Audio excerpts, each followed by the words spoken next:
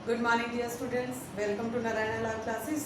आज हम एक बार फिर अपने पाठ जो साखी है हमारा उसके अंतिम दोहों का पुनःअभ्यास करेंगे। प्रथम 4 दोहों का पुनःअभ्यास हम लोग कर चुके हैं। तो आइए देखते हैं उससे संबंधित हमारा पहला प्रश्न है कबीर दास जी के अनुसार किसके वियोग में, वियोग बोलते हैं दूर रहकर, वियोग बिछुड़ कर, जो उनसे अलग रहकर जो मनुष्य है वो जीवित नहीं रह सकता।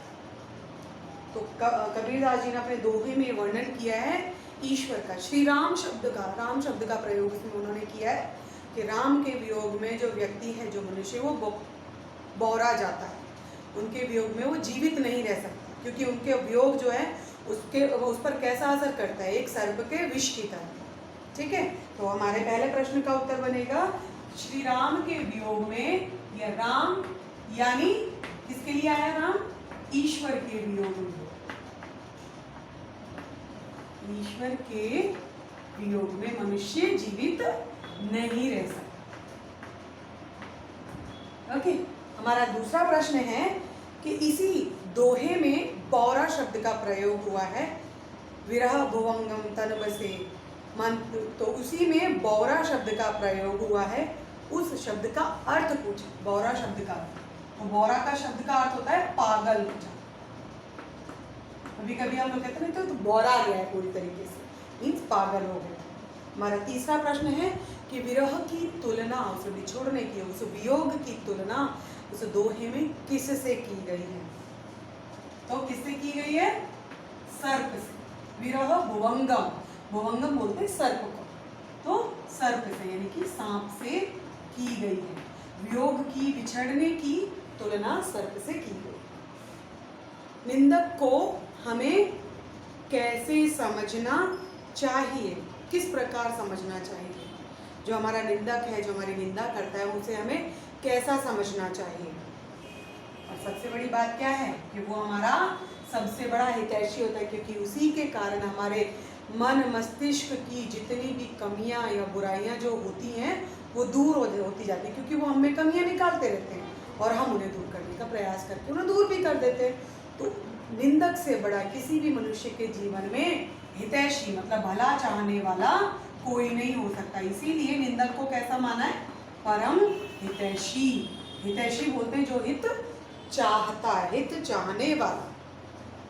अब हमारा दोहा था निंदक नेड़ा राखिए, उसमें नेड़ा शब्द का और हमसे अर्थ पूछा गया है कि नेड़ा शब्द का अर्थ क्या है। यही हमारा 5वां प्रश्न है। और नेड़ा का अर्थ क्या होता है, निंदक नेड़ा राखिए, नेड़ा मतलब निकट या पास में या समीप में, तो निकट उसका अर्थ। नेड़ा का अर्थ क्या होता है, निकट। ओके, निंदक नेड़ा राखिए आंगन कुटी छवाए, बिन साबण पानी बिना निर्मल करे जुहार। उसी में नेड़ा और निकट और शब्द का प्रयोग किया गया है, जिसका अर्थ होता है कि पास में हमें रखना चाहिए। जब हम अपने आलोचक को, निंदा करने वाले को अपने पास रखते हैं तो क्या होता है, हमारे अंदर की कमियां जो हैं हमें पता चलती रहती है और हम उन्हें दूर कर देते हैं। तो इससे हमारा स्वभाव किस शब्द के लिए आता है, स्वभाव के लिए, हमारा स्वभाव बिल्कुल निर्मल और अच्छा हो जाता है। हमारा अगला प्रश्न है कि किससे ही ज्ञान की प्राप्ति होती है। लोग ज्ञान प्राप्त करने के लिए पुस्तकों को पढ़ते हैं ज़्यादा से ज़्यादा, लेकिन वास्तव में कबीरदास जी के अनुसार वास्तव में जो ज्ञान है वो किससे प्राप्त होता है। इसी संबंधित हमसे प्रश्न पूछा गया है, तो ज्ञान की प्राप्ति किससे होती है, ईश्वर प्रेम या ईश्वर भक्ति से। वास्तव में जब हम ईश्वर के समीप पहुंचते हैं, उनकी कही गई बातों के अनुसार हम चलते हैं, तो उसी से हमें वास्तविक ज्ञान की प्राप्ति होती है। हमारा अगला प्रश्न है कि पुस्तकों को पढ़कर मीन्स रटकर, जो किताबी ज्ञान होता है उसे रटकर क्या प्राप्त करना संभव नहीं है। जैसा कि कहा, ईश्वर भक्ति से ही हमें ज्ञान प्राप्त होता है, पुस्तकों को पढ़कर नहीं प्राप्त होता क्या, ज्ञान। तो हमारा जो अगला प्रश्न है उसमें पूछा है कि पुस्तकों को पढ़कर क्या प्राप्त नहीं होता, वास्तव में क्या प्राप्त नहीं होता, ज्ञान। क्या संभव नहीं है, पुस्तकों को पढ़कर ज्ञान प्राप्त करना। होती पड़े पड़े जगमुआ पंडित भया न कोई, ढाई आखर प्रेम का पढ़े तो सो पंडित होए। मीन्स प्रेम का जो ढाई अक्षर पढ़ लेता है, जब वो ईश्वर के प्रति है, जब उनकी भक्ति से प्रति है, अगर वो पढ़ लेता है, उसे समझ लेता है, तो वास्तव में सच्चा ज्ञानी वही बन जाता है। ओके, चलिए अगला देखते हैं कि साखी में जो कबीरदास जी की जो रचना है साखी, उसमें किस प्रकार की या कौन सी भाषा का प्रयोग किया गया है। उनकी भाषा को कौन सा कहा गया है? सदुक्कड़ी। और सदुक्कड़ी का मतलब क्या होता है? साधुओं की भाषा। मीन्स जिस प्रकार साधु संत जो होते हैं वो अपनी बातों से हमें अच्छी अच्छी बातें सिखाते हैं, उसी प्रकार कबीरदास जी की इस रचना से हमें अच्छी अच्छी बातें सीखने को देखने को मिलती हैं।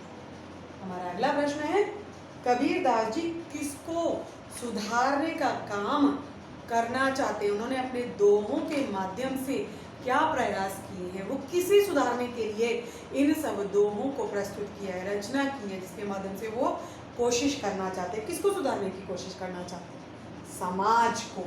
वो जानते हैं कि समाज में ढेर सारी बुराइयां व्याप्त हैं, तो वो समाज को सुधारने की प्रयास करते रहते हैं। हमारा अंतिम शब्द है जो हमारे पाठ से संबंधित है कि साखी शब्द का तत्सम रूप लिखिए। मीन्स तत्सम शब्द कैसे कहते हैं? जो संस्कृत भाषा से हमारी भाषा में प्रयोग किए जाते हैं। और साखी शब्द क्या है? तत्सम शब्दों का बदला हुआ रूप, मीन्स तद्भव शब्द है। तो तत्सम शब्द क्या होगा साखी का?